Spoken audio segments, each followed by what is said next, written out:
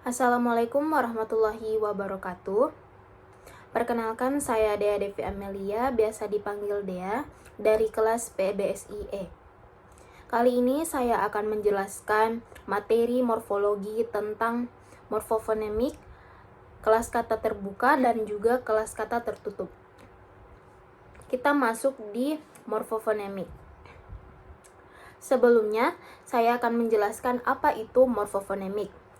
Morfofonemik adalah studi linguistik mengenai perubahan-perubahan fonem atau bunyi yang terjadi akibat bertemunya dua fonem atau lebih, seperti dalam proses pembentukan kata.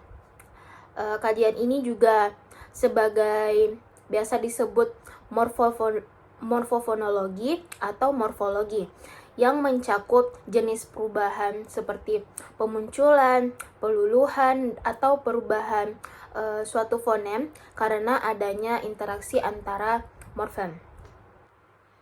Baik, penjelasan terkait morfofonemik itu terjadi kesalahan dalam penerapan kaidah morfofonemik pada soal yang telah diberikan, khususnya pada prefiks -en terkait dengan dua proses utama, yaitu peluluhan fonem dan juga asimilasi nasal. Pada kaidah peluluhan dan pengekalan fonem awal, proses afiksasi prefiks -me dan prefiks -en dalam bahasa Indonesia secara umum diatur oleh kaidah yang dikenal sebagai kaidah KPST. Yang pertama, peluluhan fonem atau hilangnya fonem awal. Fonem awal yaitu K, P, S, T pada bentuk dasar akan hilang atau luluh ketika dilekati prefiks -en atau -en. Contoh, pada kata -en tambah sapu sama dengan menyapu, yaitu fonem S akan luluh. Ini menjelaskan mengapa kata menyapu yang benar bukan mensapu. Terus yang kedua, pengekalan fonem atau tetap dipertahankan. Fonem awal pada kata dasar yang bukan KPST tidak luluh.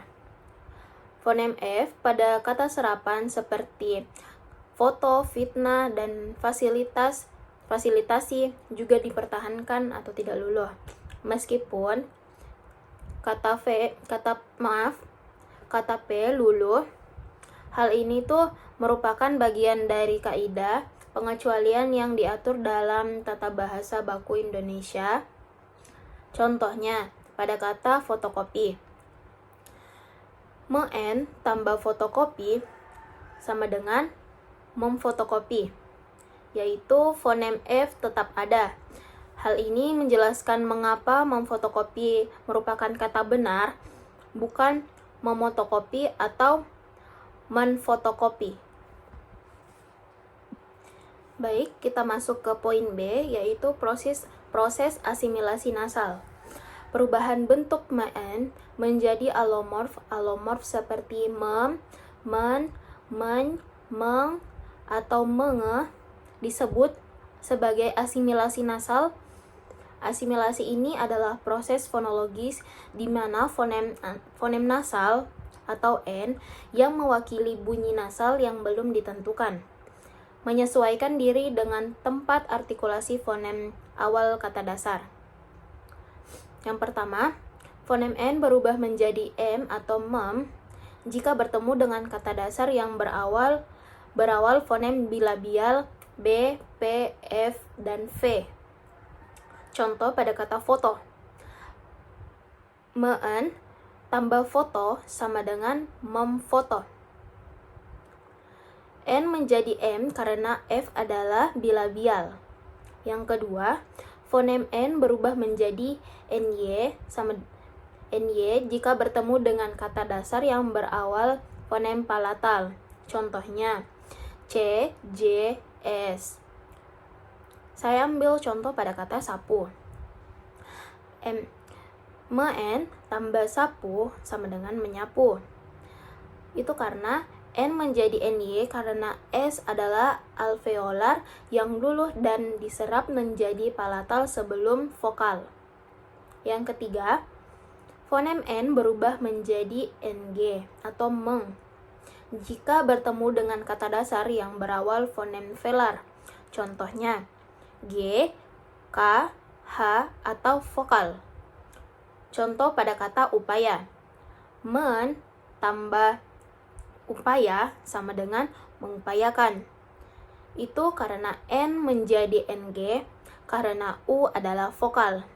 Ini membenarkan revisi mensupayakan menjadi mengupayakan.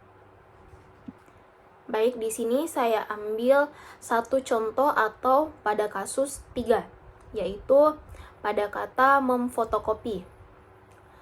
Kata dasar fotokopi berawal fonem F. Fonem F merupakan fonem serapan dan digolongkan sebagai fonem yang dikekalkan atau tidak luluh. Berbeda dengan P yang luluh. Karena F adalah bilabial, fonem N berasimilasi menjadi nasal bilabial M, sehingga menghasilkan alomorf mem dan bentuk kata memfotokopi. Biasanya itu kita dengar dengan kata sebutan memotokopi, meskipun kita biasanya dengar dengan sebutan itu, tetapi di dalam kaidah itu merupakan bahasa yang tidak baku karena huruf F dikekalkan. Jadi, kalimat yang benar yaitu kami akan memfotokopi dokumen penting untuk arsip desa. Baik, selanjutnya kita masuk ke kelas kata terbuka. Kelas kata terbuka adalah kategori kata yang jumlahnya selalu bertambah seiring perkembangan bahasa dan masyarakat. Kelas kata terbuka itu terbagi menjadi 3, yaitu nomina atau kata benda, verba atau kata kerja, dan yang ketiga adjektiva atau kata sifat. Di dalam soal tersebut, di dalam jawaban yang saya analisis, di situ terdapat kata benda atau nomina, yaitu justip, swafoto, naravlog, warganet, gawai, lanskap, dan pansos. Sedangkan di kata verba atau kata kerja itu yaitu kata pansos, mager, dan baper. Pada kata adjektiva atau kata sifat yaitu mager, julid, ambiar, baper, kepo, daring, luring, dan mantul. Baik, di kelas kata terbuka juga itu di kelas kata terbuka juga itu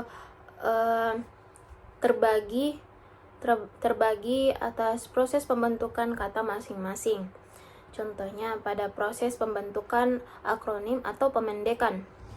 Penggabungan huruf atau suku kata menjadi satu kata yang dilafalkan sebagai kata. Contoh pada kata mager, yaitu malas gerak, baper, bawa perasaan, pansos, panjat sosial, justip, jasa titip, mantul, mantap betul, daring, dalam jaringan, luring, luar jaringan, kepo. Kepo yaitu berasal dari kata knowing every particular object. Proses kedua yaitu pengimbuhan atau biasa disebut afiksasi. Proses pembentukan kata dengan penambahan imbuhan, contohnya pada kata swafoto.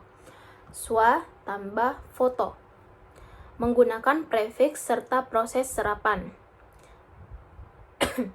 Proses pembentukan yang ketiga yaitu pemajemukan atau komposisi. Penggabungan dua kata dasar atau lebih yang menghasilkan makna baru.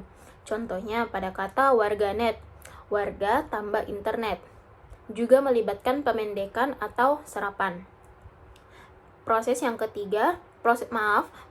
keempat yaitu proses pembentukan serapan, peminjaman kata dari bahasa lain yang biasanya berasal dari daerah atau bahasa asing. Contohnya pada kata ambyar itu berasal dari Jawa. Julid asal muasal diperdebatkan namun diserap sebagai slang. Gawai serapan dari serapan dari daerah Jawa atau Melayu. Lanskap serapan dari daerah Belanda atau bahasa asing. Yang terakhir, naravlog yang berasal dari serapan bahasa Inggris, naratif tambah vlog. Di sini sebelum ke kelas kata tertutup, di sini saya akan menjelaskan kenapa kelas kata terbuka biasanya lebih cepat berkembang dibanding kelas kata tertutup.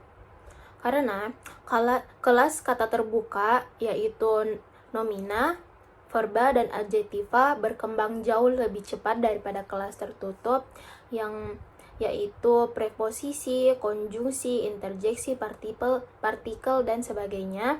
Karena yang pertama yaitu fungsi referensial. Fungsi referensial kelas kata terbuka berfungsi untuk menamai, mendeskripsikan, atau menyatakan aksi terhadap objek dan konsep di dunia nyata. Seiring perkembangan ilmu, pengetahuan, teknologi, dan budaya, konsep-konsep baru terus bermunculan, sehingga bahasa harus menyediakan kata baru untuk merujuk pada konsep tersebut. Misalnya, pada kata naravlog, justip, dan daring. Yang kedua, produktivitas morfologis. Kelas kata terbuka sangat produktif dalam proses pembentukan kata, afiksasi, pemajemukan, reduplikasi. Misalnya dari kata dasar foto, dapat dibentuk sebagai memfoto, terfoto, fotografer, swafoto, dan sebagainya. Yang ketiga, pengaruh eksternal atau serapan. Bahasa secara konstan menyerap kosakata dari bahasa asing atau daerah untuk mengisi kekosongan leksikal. Kata-kata serapan ini hampir seluruhnya masuk ke kategori terbuka. Contohnya pada kata landscape atau ambyar. Yang keempat, inovasi sosial atau yang biasa disebut slang atau abreviasi. Komunikasi penutur, terutama di media sosial, sangat kreatif dalam menciptakan kata-kata baru melalui pemendekan atau akronim. Contohnya pada kata mager, pansos, dan juga julid. Untuk efisiensi komunikasi yang kemudian diresmikan menjadi bahasa baku KBBI jika penggunaannya masif. Baik, selanjutnya kita beralih ke kelas kata tertutup. Kalimat yang pertama yaitu saya pergi ke pasar dan membeli sayur tetapi hujan deras. Nah, di sini saya menemukan kata tertutup. Contoh yaitu pada kata ke dan tetapi. Preposisi ke yaitu menunjukkan arah. Konjungsi koordinatif yaitu dan merupakan penambahan. Tetapi merupakan perlawanan. Kalimat yang benar yaitu saya pergi ke pasar dan membeli sayur, tetapi turun hujan deras. Kalimat yang kedua yaitu dia tinggal di Jakarta untuk 3 tahun sebelum pindah.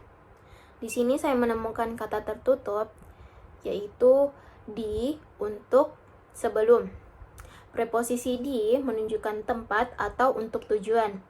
Konjungsi subordinatif sebelum menunjukkan waktu. Maaf, sebelumnya saya ulang, preposisi di menunjukkan tempat untuk menunjukkan tujuan. Sedangkan konjungsi subordinatif sebelum menunjukkan waktu. Berarti kalimat yang benar, dia tinggal di Jakarta selama 3 tahun sebelum pindah. Kalimat ketiga, kami mau berlibur ke Bali atau bila pergi ke Lombok. Di sini kata tertutupnya yaitu ke atau bila. Preposisi ke menunjukkan arah. Konjungsi koordinatif atau menunjukkan pilihan. Konjungsi subordinatif bila menunjukkan syarat atau waktu. Berarti di sini kita mendapatkan 2 kalimat yang benar. Kami mau berlibur ke Bali atau pergi ke Lombok. Atau kami mau berlibur ke Bali ataukah ke Lombok. Baik, kalimat keempat yaitu saya dan dia bertemu akan di perpustakaan. Di sini kalimat tertutup yang ditemukan yaitu dan, akan, di. Konjungsi koordinatif dan merupakan penambahan. Partikel modal akan merupakan kepastian atau rencana. Pada preposisi di merupakan tempat. Berarti kalimat yang benar, saya dan dia akan bertemu di perpustakaan. Kalimat kelima, aku akhirnya pun bisa menyelesaikan tugas itu. Pada kalimat ini, kata tertutup yang ditemukan yaitu pun dan itu. Partikel pun atau partikel pun merupakan penekanan atau tambahan. Sedangkan pronomina petunjuk itu merupakan menunjuk. Jadi, kalimat yang benar di sini terdapat 2 kalimat yang benar, yaitu aku pun akhirnya bisa menyelesaikan tugas itu, atau aku akhirnya bisa menyelesaikan tugas itu. Baik, di sini saya akan menjelaskan dampak kesalahan penggunaan kelas kata tertutup. Kelas kata tertutup memiliki fungsi utama sebagai perekat gramatikal yang menentukan hubungan struktural dan logis antar unsur kalimat. Kesalahan dalam penggunaannya akan secara langsung memengaruhi pemahaman makna dalam komunikasi. Ada beberapa alasan, yaitu yang pertama, pergeseran atau keracuan makna waktu atau hubungan. Kesalahan preposisi atau konjungsi waktu pada kasus kedua, untuk versus selama. Penggunaan untuk itu merupakan tujuan, alih-alih selama durasi waktu membuat kalimat rancu. Kalimatnya yaitu dia tinggal di Jakarta untuk 3 tahun. Di situ menyaratkan tujuan tinggalnya adalah 3 tahun, bukan durasi kegiatannya. Perbaikan menjadi selama mengembalikan makna durasi yang tepat. Pada kesalahan kasus 4, di situ penempatan akan dan di salah urutan. Bertemu akan di perpustakaan. Mengaburkan makna, yang berarti mengaburkan makna. Kata akan atau partikel modal yang menunjukkan rencana seharusnya diletakkan di depan verba utama akan bertemu, dan preposisi di harus mendahului keterangan tempat di perpustakaan. Yang kedua, inkonsistensi pilihan atau kelebihan kata. Penggunaan ganda konjungsi pada kalimat ketiga, penggunaan dan bila secara bersamaan dalam konteks pilihan atau bila pergi menciptakan keracuan logis, atau sudah cukup menyatakan pilihan, sementara bila merupakan syarat atau waktu tidak relevan. pada kalimat kelima itu ketidaktepatan penekanan. Penempatan partikel pun yang kaku akhirnya pun membuat aliran kalimat terasa tidak alami. Partikel pun berfungsi sebagai penegas atau penambahan. Peletakannya yang tidak fleksibel dapat mengganggu ritme kalimat. Baik, itulah penjelasan saya mengenai morfofonemik, kata kelas terbuka dan juga kelas kata tertutup. Saya akhiri, sekian dari saya. Maaf jika ada kesalahan kata atau cara menjelaskan masih kurang betul. Mohon maaf. Saya akhiri. Wassalamualaikum warahmatullahi wabarakatuh.